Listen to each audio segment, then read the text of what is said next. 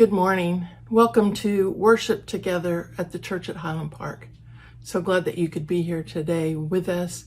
And I pray that you're able to set aside the next few minutes to open your heart and your mind to the worship of our Creator and our Redeemer God. Take just a moment with your parents and think about something that makes you really, really mad. Maybe it's one of your siblings or your friends taking one of your toys or is mean to you, or maybe they don't include you in something fun, but take just a few seconds and think about something that makes you mad. Okay, so now that you have that in mind, when someone does that to you, how do you usually act? Tell your mom or your dad how you respond when something like that happens.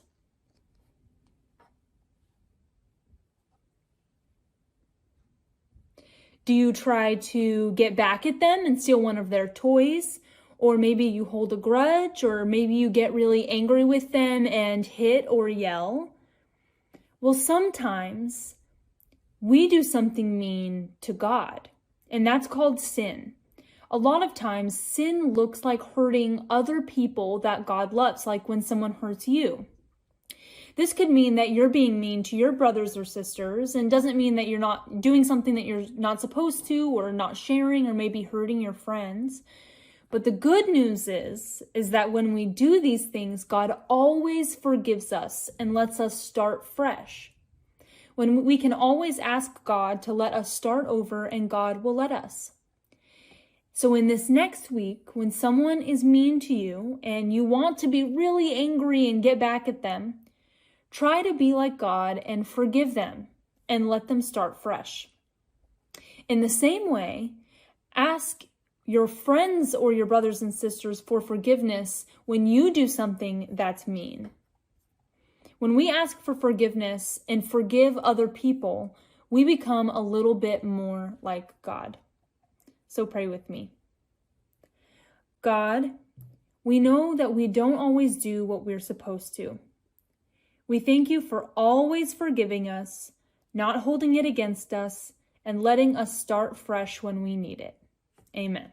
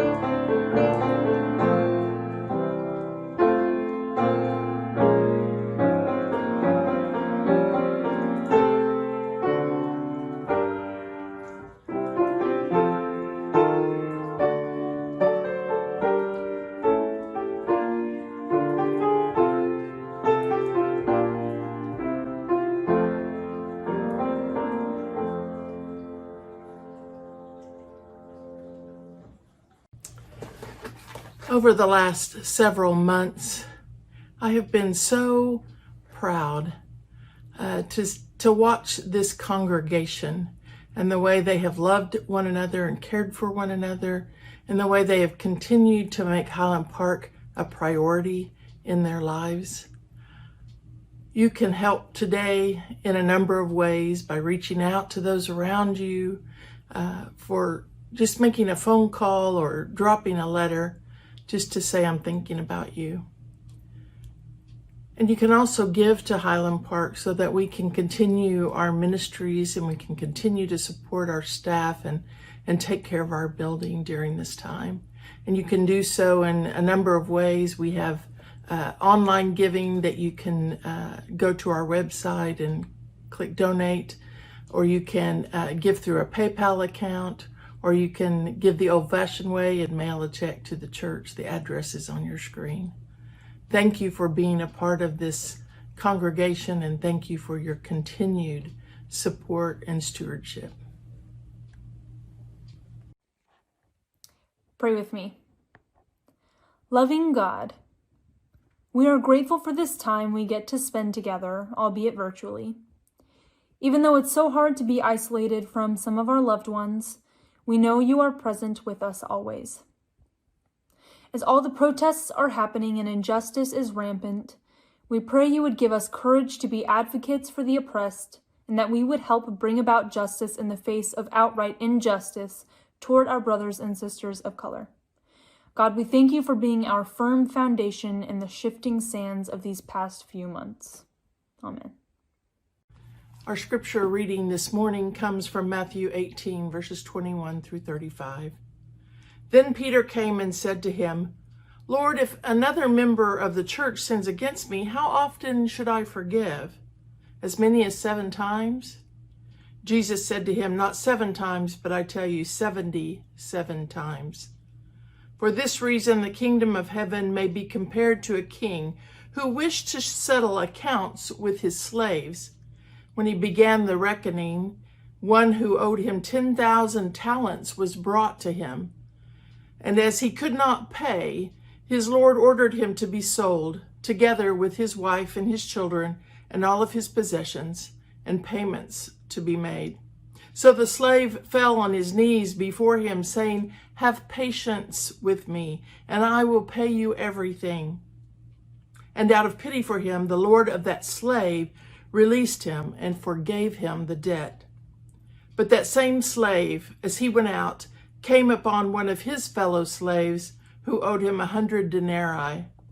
And seizing him by the throat, he said, Pay what you owe. Then his fellow slave fell down and pleaded with him, Have patience with me, and I will pay you. But he refused. Then he went and threw him into prison until he would pay the debt. When his fellow slaves saw what had happened, they were greatly distressed, and they went and reported to their Lord all that had taken place. Then the Lord summoned him and said to him, You wicked slave, I forgave you all that debt because you pleaded with me. Should you not have mercy on your fellow slaves as I have mercy on you? And in anger his Lord handed him over to be tortured until he would pay his entire debt. So my heavenly Father will also do to every one of you if you do not forgive your brother or sister from your heart. This is the word of God for the people of God. Thanks be to God. Sermons on forgiveness are difficult. Not because it's hard to understand that forgiveness or that we have been forgiven and will always be forgiven, but sometimes it hits me really hard. I know I'm forgiven. Then why is it so hard for me to forgive others? I've really been thinking about that a lot the last few days. I don't have a hard time forgiving people who cut me off on the highway or who get in the 10 or less aisle at the grocery store when they have 15 items. It's the times when someone does something very personal, very painful. I could tell myself 1,000 times I forgive them, but do I allow myself to open myself up again? Do I still feel the hurt and the pain of betrayal? Is forgiveness all about letting the other person off the hook? Or is part of forgiveness about freeing ourselves? This particular parable is about a slave who owed the king more than he could possibly pay in his entire lifetime. And the king forgave his debt. But when the slave went out, he found someone who owed him money, and he had him thrown into jail because he couldn't pay. In this parable, I listen and think, well, yeah, that is terrible. His debt for so much more was forgiven, and he couldn't forgive someone who owed him money. You know, I don't really have trouble forgiving a debt. To be honest, if I loan someone money, unless I don't expect to get it back, I don't give it. Somehow I think that's what Jesus was talking about. Forgiveness of the heart Forgiveness of the heart is so difficult. Is it any wonder that Jesus makes the number of times we are to forgive someone very big? The translation that I read today says 77 times. But if you go back to the Greek, it translates 77 times, which would be 70 times 7, 490 times. That's a lot of forgiving someone. I'm thinking more than we could even keep track of. And if we bother to keep track of it, then we really do have a problem. But back to the difficulty. How do we forgive those really painful personal hurts against us? I had a friend say that this particular parable implies creation magnified. And after I thought about it, I thought that's exactly it. The creation story tells us the world was created in 7 days. 7 is a very important number in Scripture, the number of divinity, the number of creation. God created this world for us. It was created perfectly, everything we needed to sustain life. Yet how did we treat it? How have we treated it? Not very good. Look at it. Fears that before long global warming will destroy this very planet. It must be extremely difficult for God to see the way his creation has destroyed his creation. 77s. Creation magnified by 70 times. That's a lot of forgiving. Roy and I are once again watching a series on Netflix. It seems to be the thing to do during the pandemic. And we're watching a show called Away.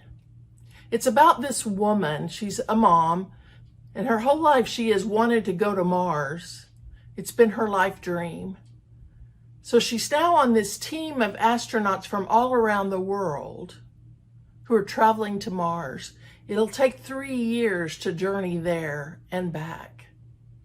And on this crew is this Russian who has spent most of his life in space. And just before the moment when they will lose contact with Earth, he calls his daughter. Earlier in her life, he is on a space mission when her mom dies, his wife. And when he returns to his daughter, he takes her in her arms and she is sobbing. And he says, "I'm so sorry I wasn't here." And she says, "Promise me you'll never go away again." And he makes that promise. He says he won't. Well, obviously, we know he hasn't kept that promise. He's gone to space many, many times since then. And so at this moment, when they're just about to leave the point where they can communicate live with Earth, he calls her. He has had relationship with his grandkids, but she's always been very cold to him. And he calls her and he says, "Forgive me. Please forgive me."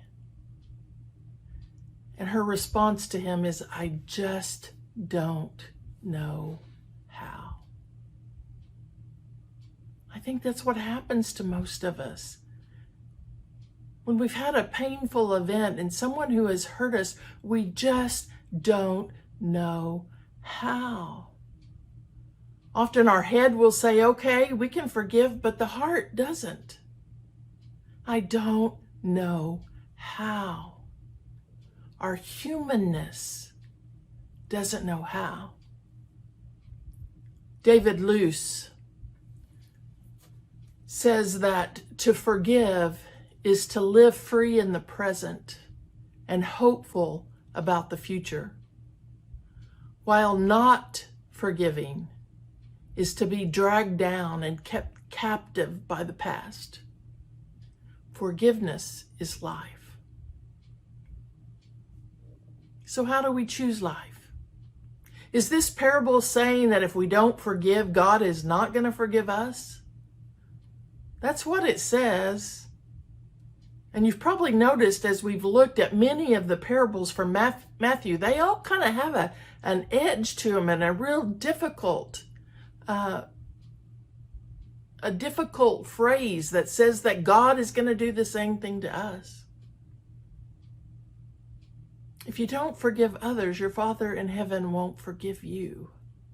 Ouch, that hurts. For me, and I'm only speaking for myself, sometimes forgiveness is a process. It doesn't happen overnight. It takes prayer. It takes thought. It takes me letting go of things little by little. I had a counselor one time during a very difficult point in my ministry who told me that if I could sit in prayer and just picture the person that I needed to forgive in the palm of my hand, and then just asking God to pick them up, to lift them off of me, to take them away from my heart. Take the pain, all that hurts, and just lift it up so that burden is not on me. I've practiced that many times in my life. I've allowed God to take the pain from me and free me from the hurt. Now, I'll be honest with you, that doesn't mean that I can walk right back into relationship with the one who's hurt me. It doesn't mean we immediately trust the person who has hurt us again. It doesn't even mean we must be in relationship with that person again. The king probably didn't ever plan to loan the slave money again. He probably didn't even expect to see the man again, had he gone on and treated others the way he had been treated. When we forgive, not from our own heart, but when we allow God to lift that burden, it means that we've released the person, we've forgiven. We're living free in the present and hopeful for the future. We're not being dragged down and kept captive by the past, like David Luce was suggesting. May we as children of God learn to trust God enough to take the burdens of pain off all of us. Lift it off of our hearts. Even if we can't do it, God is big enough to do it. And that allows us the freedom to live fully, able to go into this world, able to spread God's love and to show forgiveness to others. May it be so. Amen and amen.